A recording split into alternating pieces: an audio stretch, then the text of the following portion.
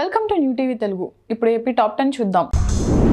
Assembly సమావేశాలు జరుగుతున్న నేపథ్యంలో మాజీ ముఖ్యమంత్రి వైఎస్ జగన్మోహన్ రెడ్డి తాడేపల్లిలోని తన నివాసం నుంచి వెలుగుపూడి అసెంబ్లీకి బయలుదేరారు.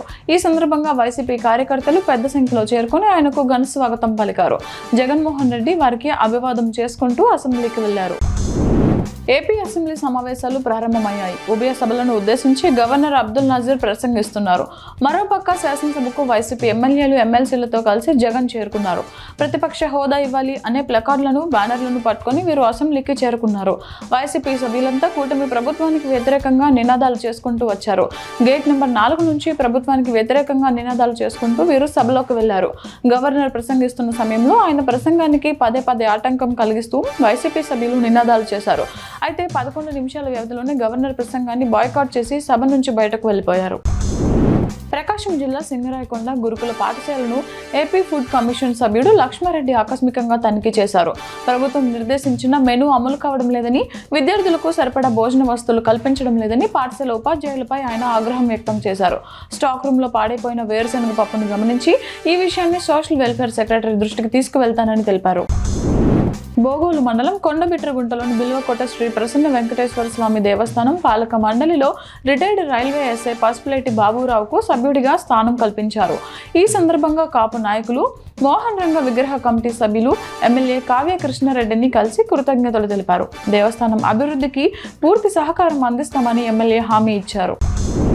పుంగనూరు పట్టణంలోని పుంగమ చెరువుకు హంద్రీనీవ ద్వారా కృష్ణా జలాలను విడుదల చేయడంతో చెరువు పూర్తి స్థాయిలో నిండింది. జలాలకు పూజలు నిర్వహించి 50 రాళ్ల మొరవ వద్ద నీటిని వదిలిపెట్టారు.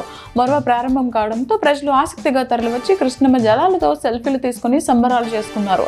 చెరువు నీటితో నిండుగా ఉండడంతో రైతులు ఆనందంలో మునిగిపోయారు. నేటి నుంచి ప్రారంభమవుతున్న శాసనసభ సమావేశాలకు వైసీపీ ఎమ్మెల్యేలు ఎమ్మెల్సీలు హాజరు కానున్నారు. మాజీ ముఖ్యమంత్రి వైఎస్ జగన్తో పాటు వైసీపీ ఎమ్మెల్యేలు ఎమ్మెల్సీలు సభకు చేరుకోవడానికి 4వ గేట్ నుంచి అనుమతి లభించింది. అయితే తమకు ప్రధాన ప్రతిపక్షంగా గుర్తింపు ఇవ్వడం లేదని, రాయలసీమ ఎత్తిపోతల పథకంపై ప్రశ్నలు అడగడానికి అనుమతి లేదని ఆరోపిస్తూ వైసీపీ ఎమ్మెల్యేలు ఎమ్మెల్సీలు ఫ్లెక్సీలు ప్రదర్శించి తమ నిరసన తెలిపారు. మార్కాపురం మండలం కోలభూమినిపాడు గ్రామంలో వైసీపీ సమన్వయకర్త మాజీ ఎమ్మెల్యే అన్న రాంబాబు పర్యటించారు. ఈ సందర్భంగా రాంబాబు మాట్లాడుతూ ఓటు వేసినా వేయకపోయినా సమాజానికి ఉపయోగపడడమే పార్టీ సిద్ధాంతమని తెలిపారు. సమాజంలో ఎవరికైనా అన్యాయం జరిగితే వారికి అండగా నిలబడతామని, పార్టీ అధికారంలో ఉన్నప్పుడు ప్రజలకు చేసిన మేలును గుర్తు చేయాలని, అలాగే ఎన్నో హామీలు ఇచ్చిన కూటమి ప్రభుత్వ మోసాలను ప్రజలకు తెలియజేయాలని సూచించారు.